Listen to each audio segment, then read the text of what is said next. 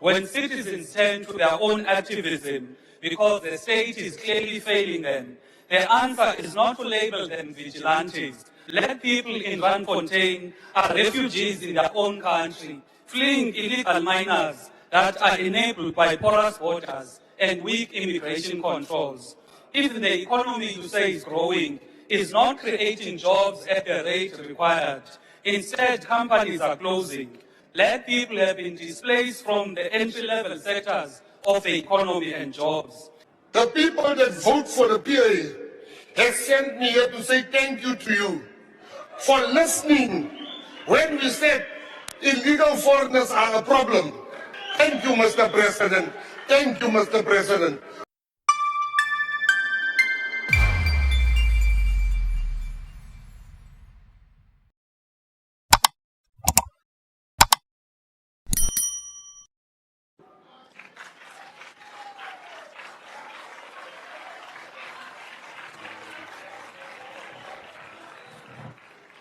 Progressives, Ndiyanibulisa. Mr. President, the people need a leader. They can confidently say, the President hears our cries and is on our side. They want a leader that sympathizes with them. A leader that will not gaslight or chastise them when they are expressing their views on what affects them. You believe in the private sector to address our problems. Hence, last week, you mentioned private-public partnerships more than 8 times. When citizens turn to their own activism because the state is clearly failing them, the answer is not to label them vigilantes, but to fix the problem that gave rise to it. We have had 8 years as president of this country.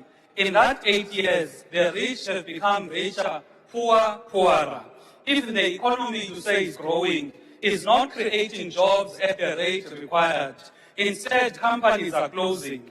When over 1 million young people apply for 5,000 SLAMS vacancies, it is a crisis that should be declared a national disaster.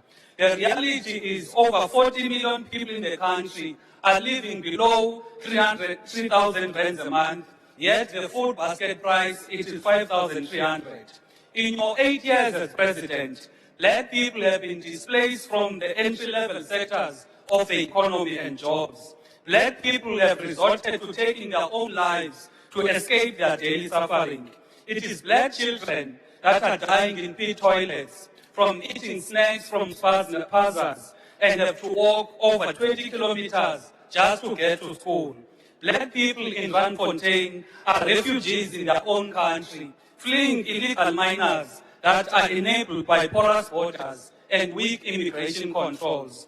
Black students do not have accommodation in CPUT and NMMU, and the state unleashes the police and private security on them.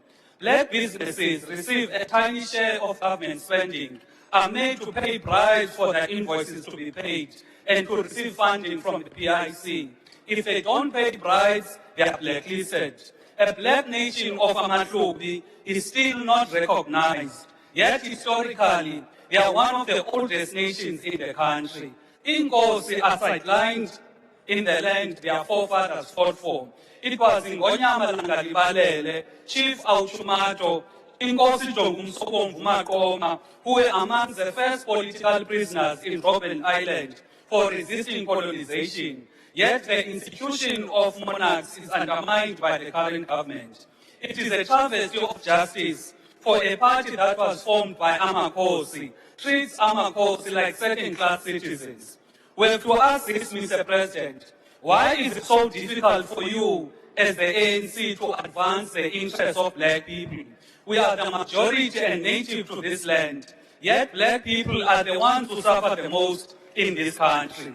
What hurts people the most is that it is a Black government that has failed them, even with basic services such as water, electricity, and safety. So last week, Mr. President, when you are saying we are strong as a country, you are definitely not referring to Black people, rather to your white private sector. As the ANC, you hate Black people. Hence, you chose to govern with parties that are against BEE and affirmative action. Parties that openly practice apartheid in Cape Town and are pushing for Cape independence. Fellow South Africans, we must rescue the country from the failures of this GNU. Ayikho grace. In The this GNU coming is full of election, hypocrites. we must vote them out. Mr. President, in Palapala, you are still going to account for Palapala. Thank you. The people that vote for the PA have sent me here to say thank you to you for listening when we said illegal foreigners are a problem. You, Mr. President, are an example to all our mayors across the country, to all the mayors of the different political parties, that you listen to your coalition partners. You are a president that is consultative and you're listening. That's why today we have 10,000 labor inspectors that's going to go around the country. That's why today any businessman hiring an illegal foreigner shall meet with the arm of the law.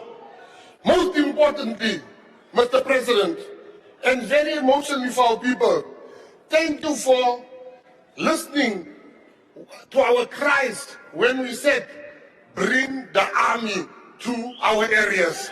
Thank you, Mr. President. Thank you, Mr. President. Mr. President, we would like you to add the Eastern Cape, because there are more people die in the Eastern Cape than anywhere else.